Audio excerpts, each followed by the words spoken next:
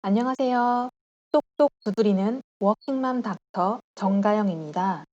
제가 채널을 개설하자마자 채널 소개도 없이 대뜸 아우토겐 영상부터 업로드를 했는데요. 저를 찾아오시는 환자분들 중에 제발 잠 좀 자게 해달라는 분들이 워낙 많으셨거든요. 그런 불면증 환자들을 위한 처방으로서 아우토겐을 급히 알려드리고자 우선 제 목소리로 녹음한 영상을 올렸습니다. 그리고 오늘은 아우토겐이 무엇인지 설명을 좀 해드리고자 해요. 아우토겐은 1920년대 독일의 정신과 의사 요하네스 슐츠 박사님이 개발하신 이완 훈련 방법입니다. 무려 100년 전부터 환자 치료에 이용되기 시작한 방법이지요. 지금도 유럽에서는 스트레스로 인한 긴장, 교감신경 항진 상태를 완화시키기 위해 병원에서 많은 의사 선생님들이 처방하고 계신 치료 방법입니다. 자율신경계란 시시각각 변화하는 환경 속에서도 건강한 상태로 생명이 유지되기 위해 꼭 필요한 시스템입니다. 이것은 신경 조직으로 구성되어 있습니다. 이 시스템은 대뇌의 명령에 따라 움직이지 않습니다. 즉, 몸 주인의 의지와는 상관없이 독자적으로, 자율적으로 주변 상황을 감지하며 작용하기 때문에 자율신경계라는 이름을 갖고 있습니다. 예를 들어 우리가 음식을 먹으면 소화액이 분비되고 위의 평활근이 움직이며 장도 연동 운동을 합니다. 이것은 대뇌에서 명령을 하지 않아도 자동으로 이루어지는 일이죠. 호흡도 마찬가지입니다. 기관지가 확장되거나 수축되는 것, 또는 기침이나 재채기가 나오는 현상, 그리고 주변 빛의 양에 따라 동공이 커지거나 작아지거나 하는 이 모든 것들은 자율신경계에서 하는 일입니다.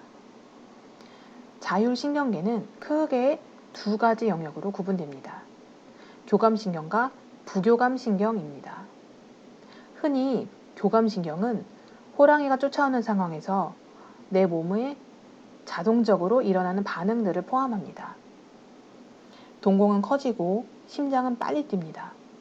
도망가야 하니까 팔다리 근육으로 혈류가 더 많이 공급되고 상대적으로 덜 중요한 소화기관으로 가는 혈류량은 감소됩니다. 이러한 현상들은 우리가 스트레스를 받고 또는 불안해지거나 긴장할 때 주로 나타납니다. 그래서 우리가 밥 먹을 때 뭔가 마음이 불편하고 신경 쓸 일이 생기면 체하는 이유도 바로 이것입니다. 소화액이 잘 분비되고 위장이 잘 움직이기 위해서는 부교감신경의 활동이 필요한데 이렇게 교감신경이 우세한 상황에서는 소화가 잘 될 리가 없죠. 우리의 생명을 이처럼 지탱해주고 있는 자율신경계는 교감신경과 부교감신경이 시소의 양 끝쪽에 앉은 쌍둥이 아이들처럼 오르락 내리락 균형을 이루는 것이 가장 이상적입니다. 집중해서 공부할 때나 중요한 발표를 할 때는 잠시 긴장되어 있는 교감신경 우세의 시간을 가졌다가 점심시간 또는 퇴근 후에 휴식 시간에는 편안한 상태로 교감신경 우세의 시간을 반드시 가져야 하는 거죠. 그런데 직장 생활을 하던 사업을 하던 취업을 준비하는 중이던 학교에서 대부분의 시간을 보내는 학생들이든 또는 이런 분들을 뒷바라지하는 사람들까지 포함해서 현대인들은 늘 긴장 속에 살아갑니다. 이렇게 교감신경 쪽으로 치우친 불균형 상태는 부교감신경의 활동량이 부족해졌다는 것을 의미합니다. 여기서 부교감신경은 장내 면역 시스템을 안정화시키는 데도 매우 중요한 역할을 합니다. 부교감신경의 활성량의 부족, 즉 교감신경 우세가 지속될수록 면역 시스템은 굉장히 불안정해집니다. 그래서 과로하거나 스트레스를 많이 받았을 때 아토피, 건선, 크론시병과 같은 자가면역 질환의 증상들이 악화되는 이유가 바로 여기에 있습니다.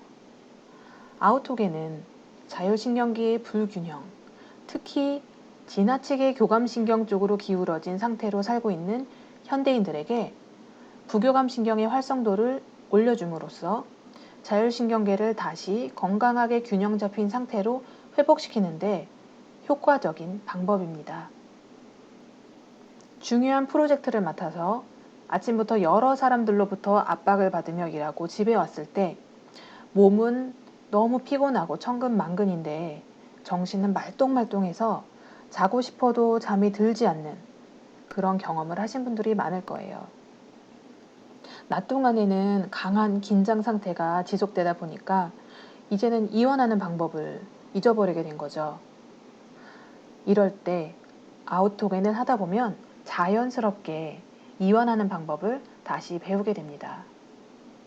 이완이란 단순히 마음을 편하게 한다 이런 개념을 넘어서 스트레스나 긴장 상황에서 분비되던 스트레스 호르몬의 혈중 수치를 실제로 낮춰줍니다.